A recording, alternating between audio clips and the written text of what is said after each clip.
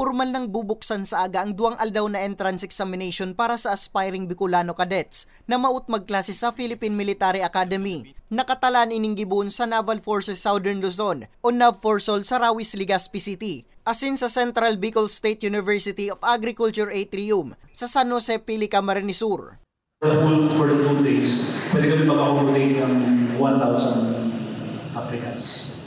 So, magkanda kami 250 in the morning, 250 in the afternoon, both Saturday and Sunday. So, kung sabi ko nga, kung half lang yung pupunta dito dun sa mga regular applicants, so about 600 more yung pwede. 500 to 600 more yung pwede namin accommodate. In kaso makapasar sa entrance exam, mayo na dapat ikandal sa gastos. Apwera kaya sa libreng tuition fee, may allowance asin may iba pang benepisyo na mariresibe ang papalado na maging kadete. The great equalizer.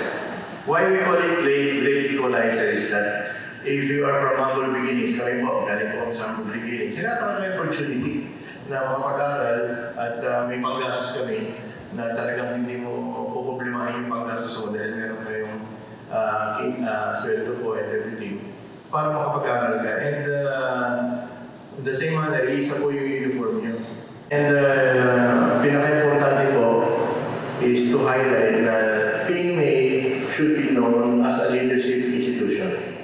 Alas 10 ng aga pupunan ng eksaminasyon, apwera sa mga nakapag-register online, bukas man sinda sa walk-in applicants. Magdarasa na ning application form na pwedeng ma-download sa website kang PMA, photocopy kang PSA birth certificate, photocopy kang high school form 137 o 138 na dai mababa sa 85% ang general weighted average, transcript of record o TOR naman sa college students.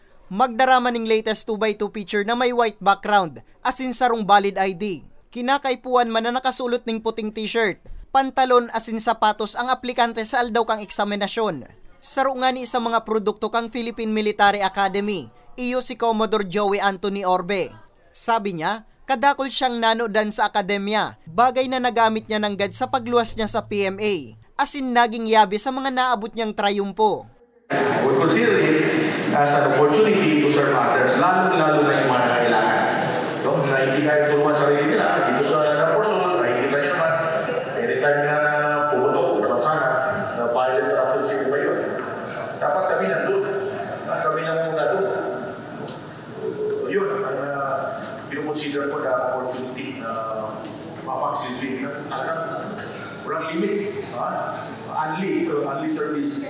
Mientras tanto, kang nakaliis na taon, nakapagtala ang PMA ning 692 na aplikante gikan Albay, 58 sa nasambit na bilang ang nakapasar, mantang 5 sa mga ini ang naako na maging kadete.